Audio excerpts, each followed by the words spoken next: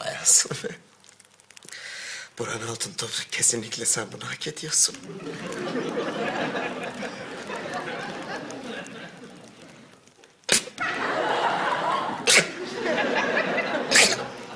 Ne kadar ağırmış bu ya.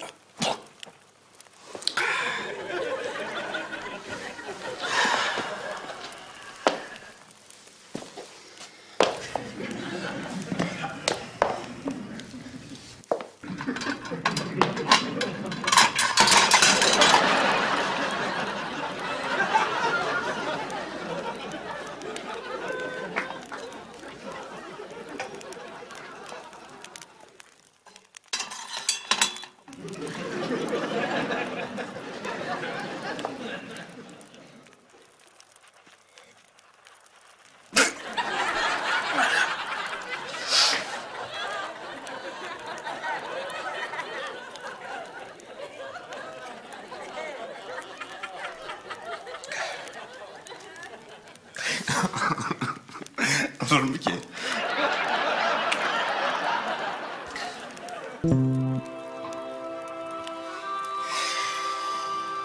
Biliyor musun, benim için her zaman cinsellik ikinci plandadır. Önemli olan her zaman aşk. Love. Love'ı çok seviyorum. Sen hangi ajanstasın? Hı? Bence IQ'un çok yüksek. Bu nasıl bir espri ya? Bence bunu daha sık yapmalıyız.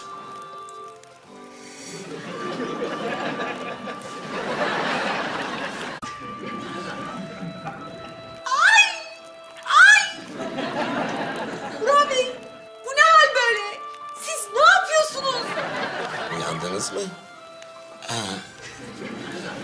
Biraz sıcak oldu da. Yani pantolonla kazak biraz içeriden beni çok fisiletti. Onun için şöyle şöminenin önünde uzanıverdim. Siz de gelmez misiniz? Ay ben çıldıracağım ya. Selinler nerede? Kibiler Bey'le dolaşmaya gittiler ama...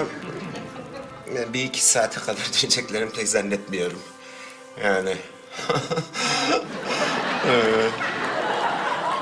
Ana. Şimdi her tarafım vücut çıplak olunca böyle değiyor. Ondan sonrasında da kaşınıyor her yer. Ama çok tatlı tatlı. Buyur.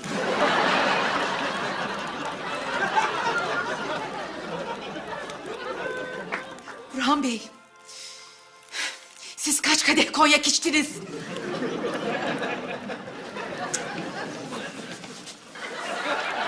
Yuh! Hayırdır Burhan abi? Çocuklar, ben fenalaşmaya başladım. Daha fazla dayanamayacağım. Ben Aslı'ların yanına gidiyorum sucuk ekmek yemeye. Burhan! Sanırım bunun mantıklı bir açıklaması vardır canım. Canım dediysem, lafın gelişi ya.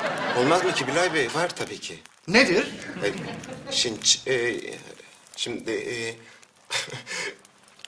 söylemesi zor. Biliyorsunuz Fatoş Hanım çok çapkın bir insan. Burhan dedi, burası dedi çok sıcak dedi, yanmıyor mu dedi. Çıkar üstündekiler için dedi, şöminenin önüne yat dedi. Olmadı dedi, ben de dedi, yanına dedi yatarım dedi. Ondan sonrasında sıcak entim bir ortam olur dedi. Yani kötü niyetimden değil ama yani huylu da huyundan vazgeçmiş. Çık dışarı. Burhan çık buradan. Tamam ki Bilal Bey. Sucuk ekmek isteyen varsa getirebilirim. Burhan abi hadi naş. Kastırma daha fazla. Aa.